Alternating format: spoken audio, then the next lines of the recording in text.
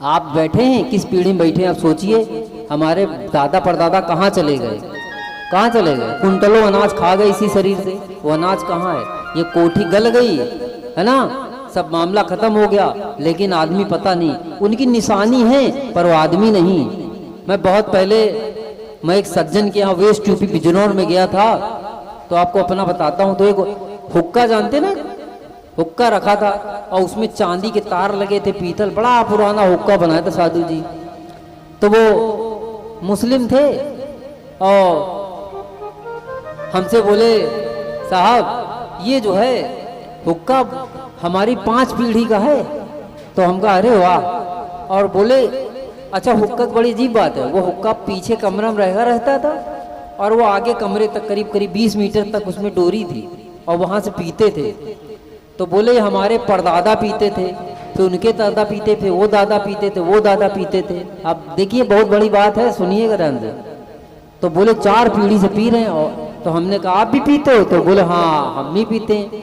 तो हमने कहा बुरा न मानिएगा, ये हुक्का तो है पर ये सबको पी गया, है ना, समझ रहे हो बात, समझ में आ रही?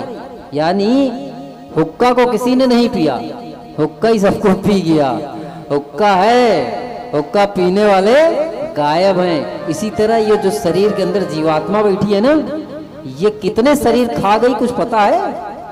कितनी जो 80 लाख योनियों से भटक के मनुष्य का जीवन पाए हो साधु जी, ये भी खत्म कर देंगी इंद्रियां।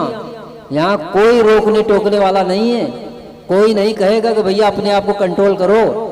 अपनी बुद्धि से जागृत करिए, भगवान का नाम सुनिए, कथा सुनिए, पवित्र बुद्धि करिए, तब जानेंगे कि ये जो मायाकृत जनरेंद्रियां पंचेंद्रियां हैं, 5 तत्व का शरीर है, इनके अंदर नाम रूप रस स्पर्श गंध ये सब चीजें हैं। तो बस इनसे थोड़ा सा अपने आप को अचेत रखिए, नहीं तो ये चबा जाएंगी। कहते समय बीत गया, समय नहीं बीता साधु जी, हम ही बीत गए समय के साथ में है। कोई कहता है बड़ा टाइम बीत गया, अरे क्या टाइम बीत गया? हम बीत गए, हम बच्चे थे और इसी शरीर में थे, इसी शरीर में बच्चे थे साधु जी, है ना। अब देखिए सुनिएगा ध्यान से, इसी शरीर में बड़े हुए, इसी शरीर में जवानी आई और इसी शरीर में बुढ़ापा आया और यही शरीर एक दिन छूट जाएगा।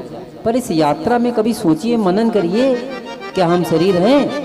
दृष्टि डालिए अंदर की, हम ये जानने वाले हैं कि हम बचपन में थे इस शरीर में। कभी सोचिए ना, बुद्धि अंदर करिए, बाहरा बुद्धि मत रखिए, अपने अंदर दृष्टि डालिए कि हम बचपन में इसी शरीर में थे, फिर जवानी में भी इसी शरीर में थे, अब हम बुढ़ापे में भी इसी शरीर में हैं। तो एक दिन ये शरीर से निकल जाएंगे। तो इसका मतलब आप शरीर से भिन्न हैं। यानी कृष्ण भगवान ने गीता में जो लिखा है, नयनम छिन्नम न शस्त्राणि, हम आत्मा हैं और आत्मा कहीं जाती नहीं।